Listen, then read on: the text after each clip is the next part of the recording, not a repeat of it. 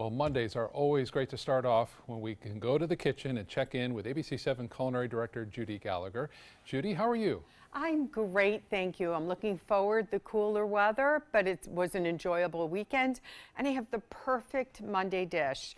I was over at the new Whole Foods on University in Monterey, and of course, they're always known for their beautiful seafood displays at the Whole Foods markets, and I picked up some filet of sole, $10 a pound. That's incredible and so fresh. And it reminds me of my mom, because my mom, even though we were Jewish, my mom always made filet of flounder or filet of sole on Fridays during Lent, because she said the fish markets, the fish was so great. So this is a dish I'm going to take a little out of the box with a sumo orange. The sumo oranges, you may see them in the stores, and they're very noli. They are one of the sweetest oranges around. They're a hybrid. They're only going to be out for a little bit, in between a mandarin and a navel orange. So if we substitute that instead of the lemon and make a beurre blanc, which is basically a butter sauce with a little wine, we're going to do that instead of the lemon. We'll use the beautiful sumo oranges and bring it all together with lots of flavor and some organic kale and microgreens to bring the health factor up a little bit. Stay with me. We'll season it and start sauteing very soon. All right, back to the kitchen now. No pizzas being tossed around in our kitchen today. Let's get back over to Judy. I swear I won't fling the filet of sole over. It's too good to waste, okay? So let's take some of these beautiful pieces. Now, I have a refined flour, so it's nice and thin, like a Wonder flour. We don't want a heavy coating.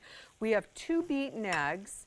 And now what we're going to do is we're going to dust it, little coating in flour, and give it a slight shake, and then panko Italian breadcrumbs. And I like this because it's going to give it a light crust, not a heavy crust. And I want to be very sensitive about the cooking. So many of us are on a reduced salt diet, or just trying to do better, especially cooking at home, because we know when we eat out, things are going to have more sodium. A really good choice is this particular one of Frontier, which is a salt-free all-purpose seasoning. It has dried carrots and peppers in it, and different types of black pepper, things like that. So that's a really good start. You can tell the difference on that one because you see the red, the dehydrated red and orange from those vegetables. If you don't mind the salt, and it's not very much, you can do the Florida Sunshine, which I just love, from St. Armand's Spice and Tea Exchange, because that's probably their biggest seller, and it just adds a nice note. So we'll continue to do that. It's time to raise the heat. I'm actually frying this in vegetable oil instead of olive oil, which will really make it too heavy. Now let's talk about potatoes. I have the Japanese potatoes right here, which I have blanched. They're incredibly starchy, so we want to be really careful with that. Blanch that with some sweet potatoes. That's going to go in the oven. Then we'll add a little basil and rosemary and give it some extra flavor and seasonings, and that will be a nice accompaniment to the filet of sole. So we come back, let's work on the butter sauce with those beautiful sumo oranges and bring it all together with a few capers and a lovely Monday lunch. All right, back to the kitchen. It's Check on Lunch with ABC7 Culinary Director Judy Gallagher. How's it coming, Judy? Oh, Scott, this is so delicious. I'm making it for dinner tonight at home. I'm going to go back to Whole Foods, get some of this great filet of sole. So what I've done is I took the filet of soles, the other pieces, and they're in the oven for those last 2 minutes. Remember, we have potatoes in there as well. We did both the Japanese potatoes that look like this and some sweet potatoes. The Japanese potatoes, you're going to boil first till they're about halfway through. Really drain them well. They're very starchy. So that's what we want you to know about this. Now we can take out some good quality olive oil. We're using vegetable oil for the actual filet of sole. Now let's go into the olive oil. We'll start with 1 small piece of cold Irish butter. Well, maybe not so small, okay? Then we're going to add just a teeny bit of garlic, and we're going to add some chopped shallots And then I'm going to go ahead and put some of these Sumo oranges in the pan, okay? And we'll get ready to add some juice to that. A few capers. Now remember, again, you know, capers are really salt bombs because they're in that brine. But look I'm using about a teaspoon for 4 servings of fish. So that's going to be just fine as well. Now we're going to add some fresh dill. Just give it a few moments and then we'll pull it off and add some more orange juice to this.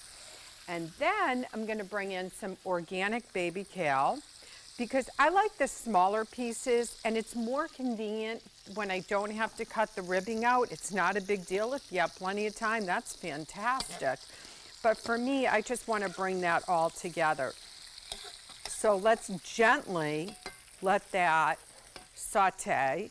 You can add a little white wine if you want to, but what I'm basically doing is I'm just cutting it down with this beautiful Sumo orange because it really does have a lot of sweetness in it, and I'd rather give that flavor.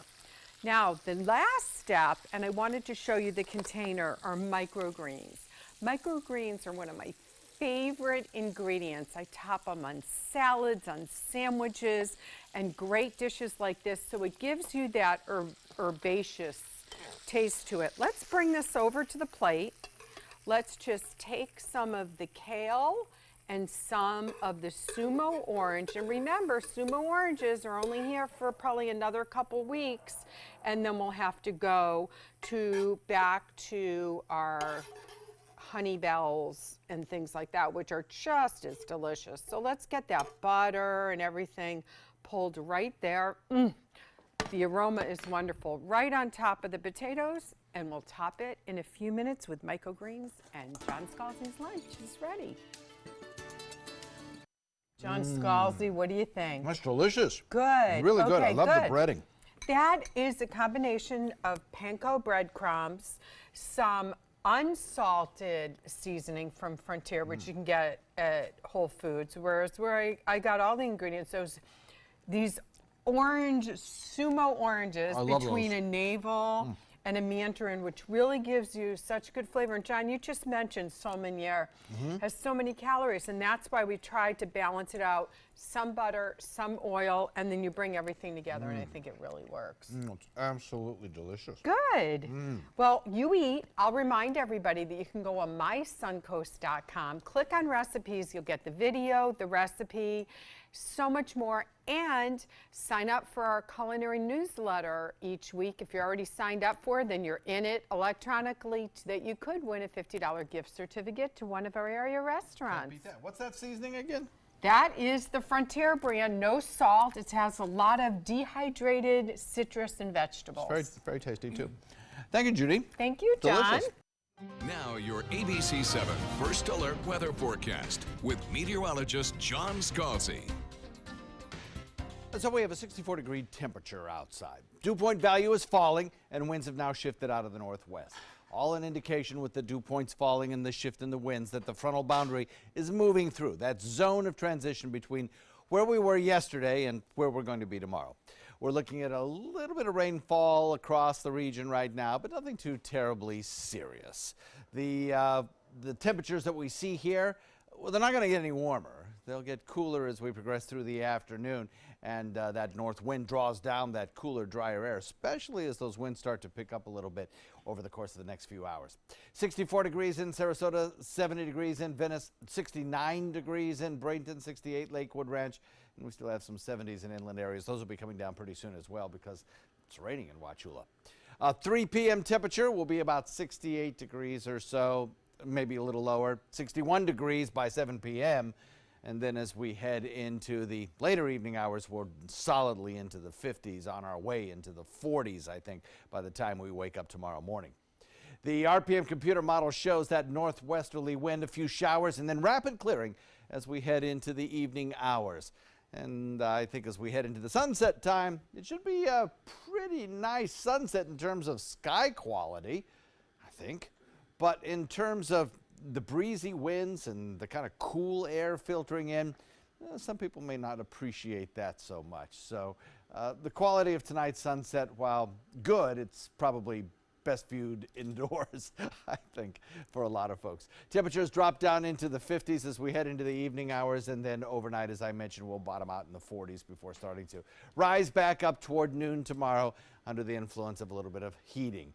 We'll look at a few scattered showers around on radar right now around Wauchula, particularly and north of Arcadia. Most of the areas along the coastline are pretty quiet, but about 30 miles offshore, we do have some patches of light rainfall and drizzle. Those will gradually be getting closer to the coastline, so I think in about an hour or two, we'll be looking at pretty much the end of our rainfall chances as we get into this drier air located just to the north.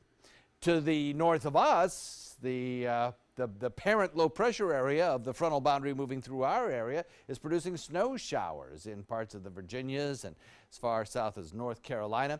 This will eventually lead to some pretty good snowfall accumulations, particularly north of New York City and up around the Boston area, where they could get 3 to 4 inches of snowfall, and at higher elevations of down East Maine, they could get over a foot of snow. So this is the next nor'easter that'll be headed up in that direction.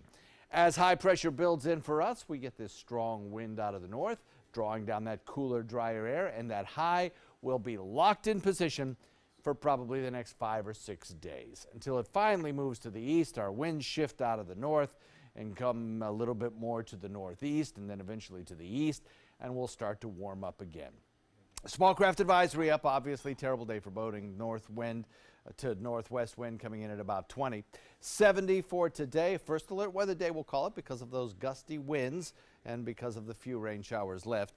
We'll have sunshine tomorrow, but our temperature only makes it to 65, and we'll have a couple of cold nights in the 40s. Daytime high on Wednesday, about the same as tomorrow, only about 65 or so. Same thing on Thursday, but we start to warm Friday back into the 70s, and the weekend looks good with temperatures in the mid to upper 70s.